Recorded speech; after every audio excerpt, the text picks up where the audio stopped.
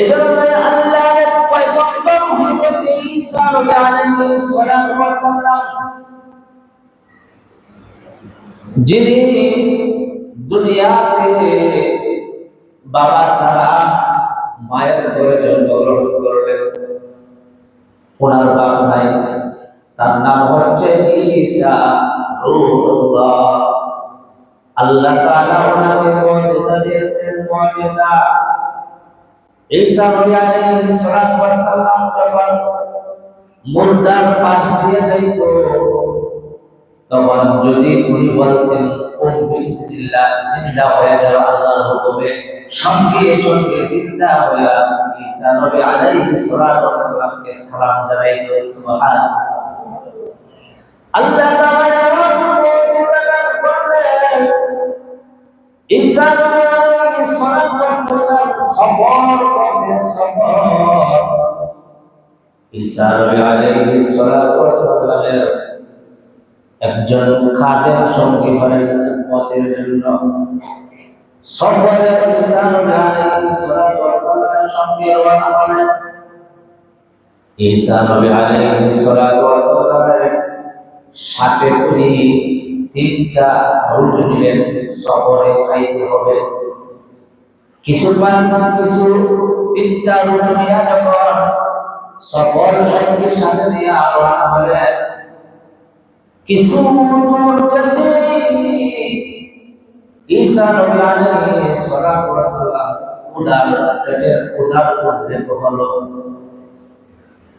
ঈসা নবী আলাইহিস সালাতু ওয়াস সালাম এক গাছের তলায় বসিয়া তিনি উনার উদার উদ্রেক মেটানোর জন্য উনি খানা শুরু করলেন। সাথে ছিল রুটি, সেই রুটি থেকে 2টা রুটি তিনি খাইলেন। 2 রুটি খাওয়ার পর ওনার পানি নিষ্কাশ পানি, তখনকার জমানায় পানির বড় অভাব ছিল। উনি 2টা রুটি খাওয়ার পর পানির তালাশে নদীর কিনারে গেল। নদীর কিনারে গিয়া পানি পান করলেন। পানি পান করিয়া আবার যখন সফর সঙ্গে খাদেমের কাছে আসলো, আয়েশা জিজ্ঞাসা করে, ওরে খাদেম, 2টা রুটি খাইলাম, একটা রুটি তবে রেখে গেলাম, রুটিটা খেয়ে নিল। খাদেম বলে, আমি জানি না, যেহেতু আল্লাহর নবীর পয়গম্বর, উনি রাগ গোসা করলেন না। ঠিক আছে, চলো। উনি আবার সফরে রওনা হয়ে গেলেন। চলতে চলতে চলতে ওরা কিছু সময় যাওয়ার পর আবার ক্লান্ত বয়সে বিশ্রামের জন্য এক জায়গা উনি আশ্রয় দিলেন। সেখান থেকে ফেরের উদার যন্ত্রণা এদিক ওদিক তাকাইতেছে, সাথে কোনো খাবারের ব্যবস্থা নাই। 3টা রুটির মধ্যে 2টা খেয়ে ফেলছে, একটা জানা নাই কোথায় গেছে। এদিক ওদিক তাকায় দেখে একটা হরিণী বাচ্চাওয়ালা হরিণী তার সাথে 2টা বাচ্চা নিয়ে খাবার খাইতেছে জঙ্গলের দিকে। হযরত ঈসা নবী আলাইহিস সালাতু ওয়াস সালাম হরিণী বাচ্চার দিকে তাকায়া একটা হরিণের বাচ্চাকে ডাক দিলেন, আয় আয় আয়, আল্লাহর হুকুমে আয়, আমি নবীর বড় খোদা। সঙ্গে সঙ্গে ডাক দিতে দেরি হলো, হরিণের বাচ্চা আসতে দেরি হলো না, নবীর কাছে হাজিরা দিল। নবী ঈসা আলাইহিস সালাতু ওয়াস সালাম বাচ্চা হরিণকে ধরিয়া জবে করে ফেলল।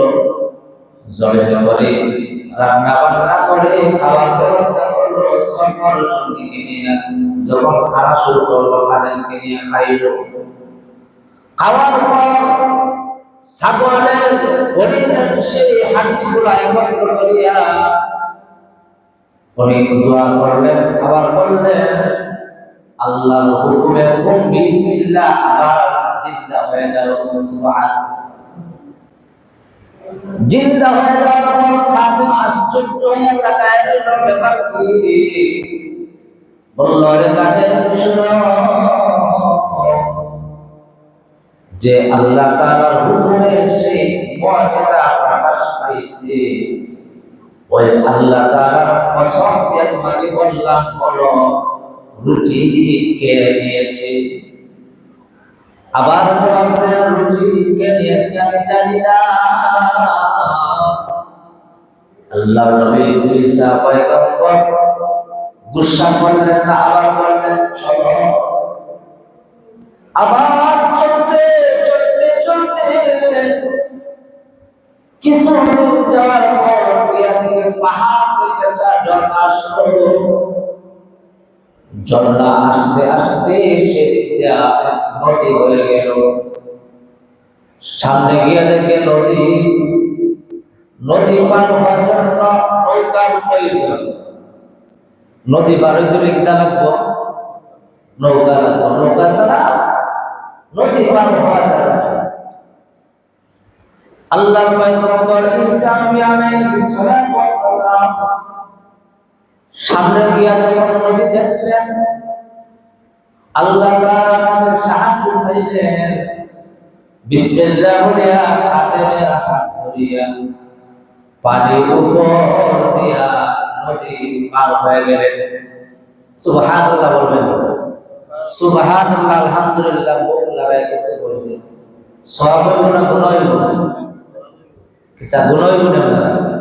তাহলে যেহেতু শুনতে আসছে নসিহত ওয়াজ, ফায়দা হাসিল হওয়ার দরকার আছে না?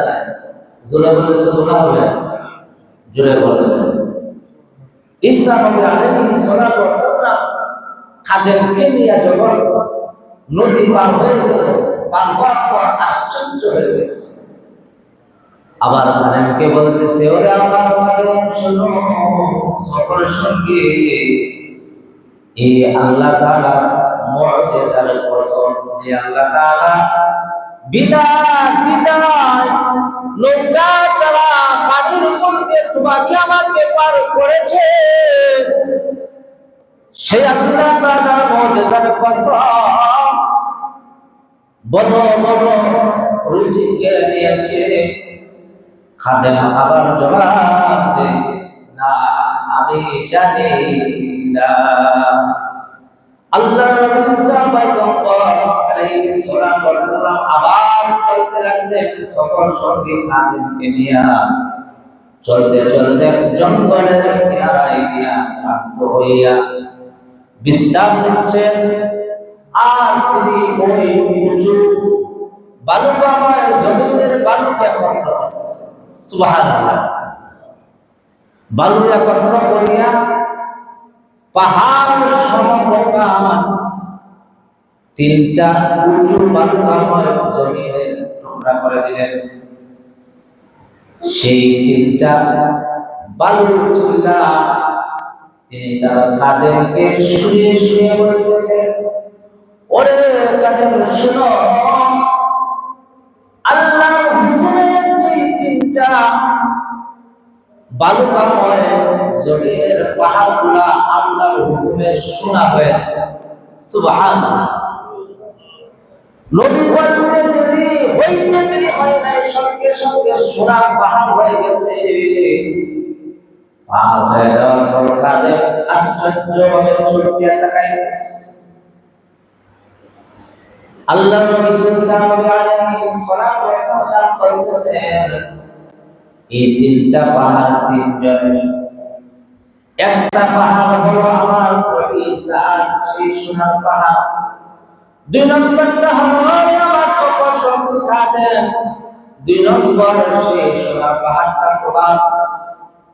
আর তিন নম্বর সোনার পাহাড়টা হলো ওই ব্যক্তি যিনি রুটি নিয়েছে। আল্লাহু আকবার। ঈসা আলাইহিস সালাম মুখ দিয়া বলতে দেরি হলো, কাদের সঙ্গে সঙ্গে বলল, দুনিয়ার যে রূপ কেমন দেখে, কাদের সঙ্গে সঙ্গে বলল, ওরে ঈসা নবী, সেই রূপটা তো আমি দিয়েছিলাম। আল্লাহু আকবার। ঈসা আলাইহিস সালাম বললেন না, বললেন কাদের রে, এই কথাটা স্বীকারের জন্য আল্লাহ তাআলা এত মুজিজা দেখানোর পরে বান্দা দুই স্বীকার করে না, তাহলে শুন শুন শুন শুন, আমার সূরা পাহাড়ের প্রয়োজন নাই। একটার মালিক তোকে আমি বানায় দিলাম, আরেকটার মালিক রুটি খাওয়ার পর স্বীকার করার পর দুই নম্বরটার মালিক হয়ে গেলে, আর এক নম্বরটার মালিক আমি তোকে দিয়ে দিলাম, তিনটার মালিক তুই। আল্লাহ এখন কোন নবী মানুষ তিনটা স্বর্ণের পাহাড় পাওয়ার পরে এসে খুশি গান করা, ঈসা আলাইহিস সালাম থেকে সে পঞ্চম হয়ে সেখান থেকে আলাদা হয়ে গেল। আলাদা হয়ে সেই স্বর্ণের পাহাড় থেকে জঙ্গলে বসবাস শুরু করে দিল। জঙ্গলে বসবাস শুরু করার পর আল্লাহর আরেকটি বান্দা ডাকাত সম্পদ ছিনিয়ে নেওয়ার জন্য সেই খাদেমের ভিতরে হাজির হয়ে গেল। হাজির হইয়া বলতেছে, তোর সাথে যুদ্ধ করবো, হত্যা করে ফেলবো। কিন্তু হত্যা করা, যুদ্ধ করিয়া পরাজয় করা বড় কঠিন। যুদ্ধ দুর্বল হয়, দুর্বল মানুষের অনেক সময় কৌশল থাকে কিনা, সেজন্য তারা চিন্তা করলো জঙ্গলের ভিতরে সে একা হত্যা করার প্রয়োজন নেই, তিনজনে গিয়ে মিলে যায়। তিনজনে মিলিয়া সেই স্বর্ণ বন্টন করিয়া, তিনজনকে পরামর্শ করে বলল, দেখো আমরা তিনজন যদি মিলে যাই, একজন অপরজন থেকে তিনটা স্বর্ণের পাহাড় আছে, তিনটা নিয়ে আসলে স্বর্ণের পাহাড় বন্টন হবে পরে, আগে খুব ক্ষুধা লাগছে, সেই ক্ষুধা বিপরীত করার জন্য, ক্ষুধা মেটানোর জন্য একজন বাজারে গিয়ে কিছু খাবার নিয়ে আসে। পরামর্শ অনুযায়ী একজনকে বাজার পাঠায়। যে ব্যক্তি বাজারে গেল, রাস্তা দিয়ে যায় আর চিন্তা করে, হাইরে এই স্বর্ণের পাহাড় যদি আমি একা পাই না, একা পাইলে তো কৌশল করার দরকার। কৌশলটা কি? ওদেরকে খাবার নিয়ে আসবো, খাবার নিয়ে এসে বিষ মিশাই দেয়া। আউযুবিল্লাহ। রূপ মানুষকে কোথায় নিয়ে সে যেমন ভাবে তার দিক থেকে আসছে, বাজার থেকে খাবার নিয়ে খাবারের সঙ্গে সে বিষ মিশাইয়া তাদের জন্য নিয়ে আসে। আর ওরা চিন্তা করতেছে, হাইরে 3 ভাগ কেমনে করা যায়, 2 জন আমরা 2 ভাগ করলে তো ভালো হয়। ওরা আসলে পরে বাজার থেকে খাবার নিয়ে তাকে আমরা করা হয়। ওরা 2 জন সেই পরামর্শ অনুযায়ী খাবার থেকে যিনি খাবার নিয়ে আসছে, বাজার থেকে আসার সঙ্গে সঙ্গে ওকে হত্যা করবেন। যদি বলেন নাউযুবিল্লাহ। হত্যা করার পর তারা খুশি চলে, এখন 3টা স্বর্ণের পাহাড়ে মালিক রেখে যেমন তেমন ব্যাপার, খুশিতে তারা আনন্দ আত্মহারা বলল, এখন খাবার খাইছি, খাইয়া পরে আমরা প্রয়োজনে বন্টন করি। আল্লাহ আল্লাহ আল্লাহ দিল্লাহ কাহিনী দুটি মানুষের প্রতি পাইয়া সেই 2 বান্দা খুশিতে আনন্দ হইয়া যখন খাবারের কিনা বাজার থেকে খানি নিয়ে আসলো, সেই খানিটা খাওয়ার সঙ্গে সঙ্গে বিষ মিশানো ছিল। বিষ মিশানো থাকার পরে সেই খাবার খাওয়ার সাথে সাথে তাদের বিষাক্ত যন্ত্রণা চটপট চটপট করতেছে।